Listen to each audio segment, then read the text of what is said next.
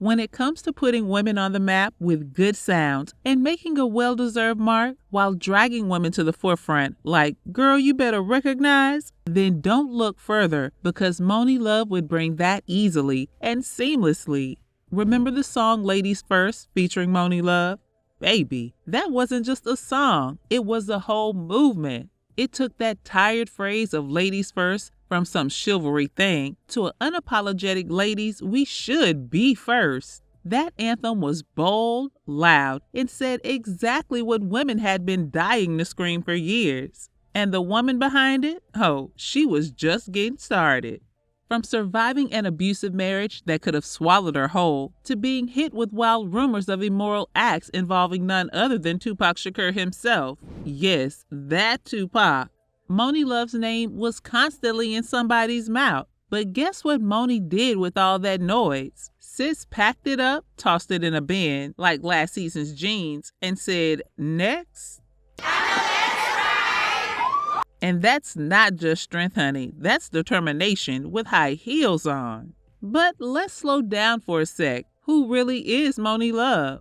Born as Simone Gooden on July 2nd, 1970 in London, England, this UK-bred queen came straight from Jamaican bloodlines. And when we say music was in her DNA, we mean it. Her daddy was a jazz musician, so you already know. Her lullabies were straight-up saxophone solos and bass lines. She grew up around rhythm, beats, and a whole lot of musical magic. She had two brothers, Richard and David Gooden.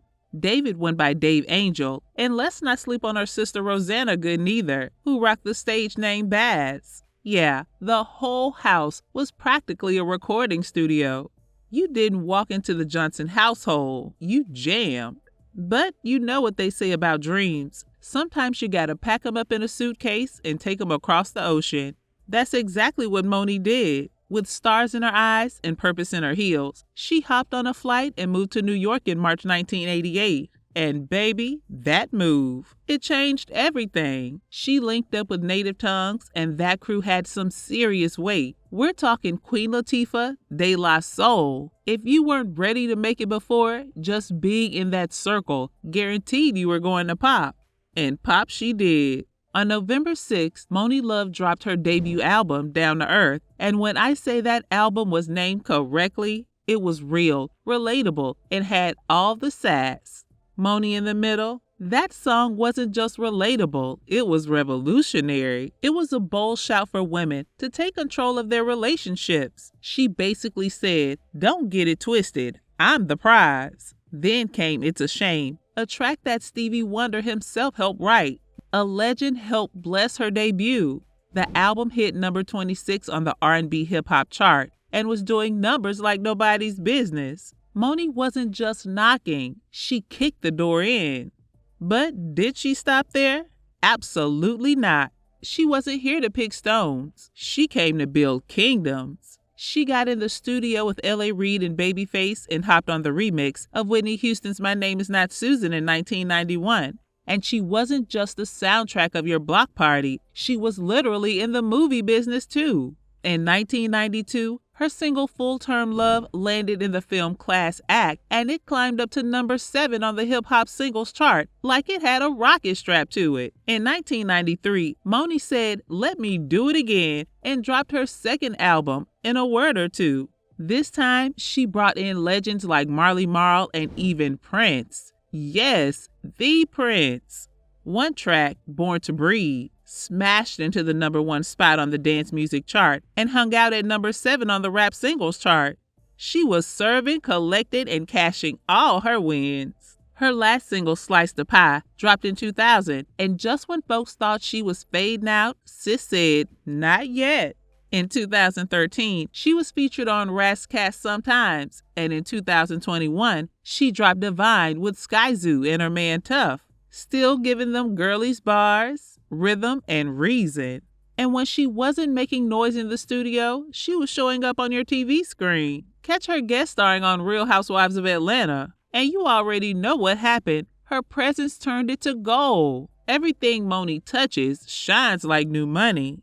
But life? Oh, it wasn't all red carpets and record deals. The music industry can be cruel, and when her sales dipped and the gigs got quiet, Monie made a pivot. In 2004, she became an on-air personality at WPHI-FM 100.3 in Philly. That's right, your girl was waking people up with flavor and fire every morning.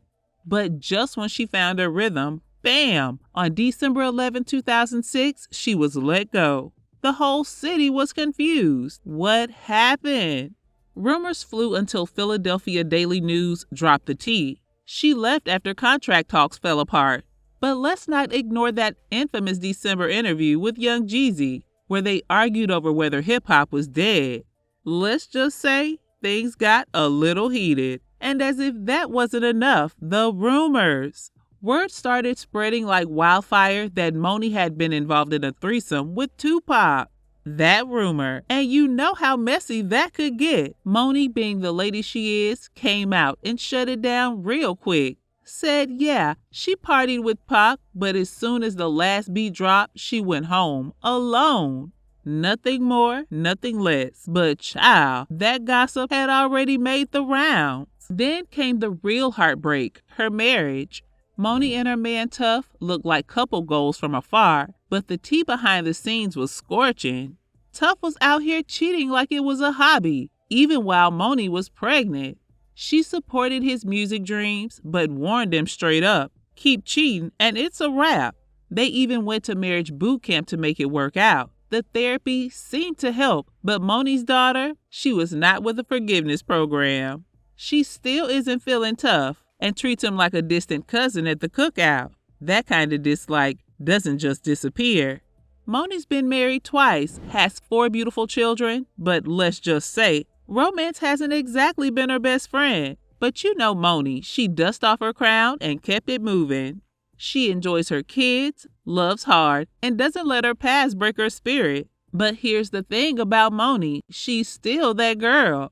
Grammy nominated twice for Best Rap Solo Performance in 1991 and 1992, nominated for an MTV Video Music Award. Her single It's a Shame is still a timeless bop, and even if she didn't take home the trophy, she took home something better, the love and respect of fans around the world. And guess what? Sis isn't done. She's still on the air, holding down the afternoon show on Kiss 104.1 FM in Atlanta, Monday through Friday from 3 p.m. to 7 p.m. If you're in the city and wondering who that buttery voice belongs to, it's Monie, baby.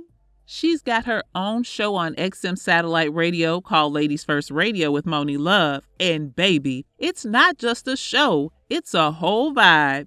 The name says it all. She's still putting women front and center, still leading the charge, like let's talk, let's laugh, and let's set the record straight. She's got the mic and she knows exactly what to do with it. And wait for it.